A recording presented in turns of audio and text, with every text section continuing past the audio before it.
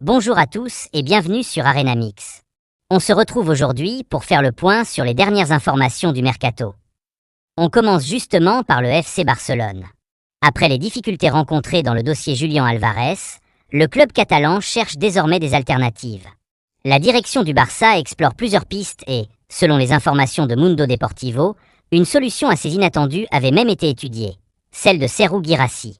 L'attaquant du Borussia Dortmund aurait donc été observé par les dirigeants catalans.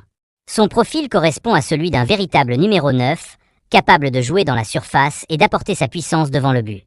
Mais finalement, cette piste aurait été abandonnée par le Barça, qui continue de chercher la meilleure solution pour renforcer son attaque.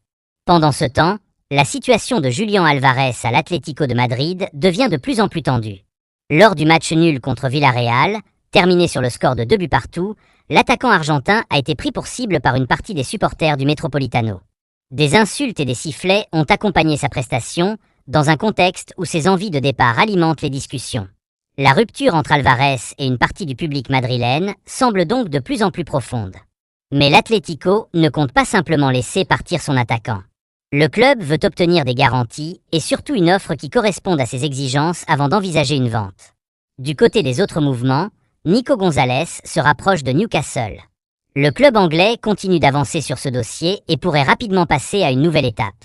Autre transfert qui se précise, Axel Disasi est tout proche de rejoindre Crystal Palace. Selon les informations disponibles, le défenseur central français doit passer sa visite médicale avec les Eagles. Une étape importante avant de finaliser définitivement son arrivée à Londres. En Angleterre toujours, plusieurs autres dossiers attirent l'attention. Manchester City aurait trouvé un accord pour Ayoub Boadi, une opération qui montre encore une fois la volonté du club anglais de miser sur de jeunes talents. De son côté, Christopher Nkunku se rapproche d'un retour au RB Leipzig. L'opération devrait se faire sous la forme d'un prêt avec option d'achat. Un retour dans un environnement qu'il connaît particulièrement bien pourrait permettre aux joueurs de retrouver de la confiance et du temps de jeu. Autre information importante, Lucas Digne pourrait effectuer son retour en Ligue 1, 13 ans après son départ, avec une arrivée au Paris Saint-Germain. Une opération qui serait particulièrement symbolique pour le défenseur français, qui connaît déjà le club parisien. À l'Inter Milan, une grosse surprise se prépare également. Curtis Jones quitte Liverpool et s'engage officiellement avec le club italien. Le milieu anglais va donc découvrir un nouveau championnat et une nouvelle expérience dans sa carrière. Toujours en Italie, Benoît Badiachil est officiellement prêté à Naples. Le défenseur français va tenter de relancer sa carrière grâce à ce nouveau défi. En France, le Stade Rennais a également fait parler de lui avec le dossier Esteban Le Paul.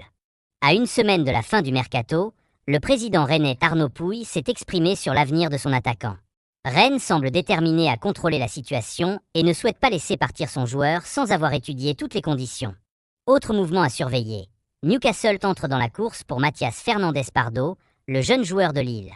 Les Magpies apprécient son profil et pourraient donc tenter de se positionner sérieusement dans les prochains jours. Enfin, Bril Embolo quitte officiellement Rennes et rejoint Atlanta United en MLS. L'attaquant va donc poursuivre sa carrière aux États-Unis après son passage en France. Et voilà pour ce nouveau point mercato sur Arenamix. Comme vous pouvez le constater, les dernières heures sont particulièrement animées. Le Barça cherche toujours son attaquant, l'avenir de Julián Álvarez reste incertain, tandis que plusieurs clubs européens finalisent déjà leurs opérations. Le mercato n'a donc pas encore livré tous ses secrets. Et dans cette période où une seule offre peut totalement changer une situation, de nouveaux rebondissements peuvent encore arriver très rapidement. Alors, selon vous, quel attaquant le FC Barcelone devrait-il recruter si le dossier Julián Álvarez échoue? Serhou Guirassy serait-il une bonne solution, ou le Barça doit-il continuer à chercher un autre profil? N'hésitez pas à donner votre avis dans les commentaires, à vous abonner à Arenamix, et surtout à activer les notifications pour ne manquer aucune nouvelle du mercato. On se retrouve très bientôt pour un nouveau point sur les transferts. À très vite sur Arenamix.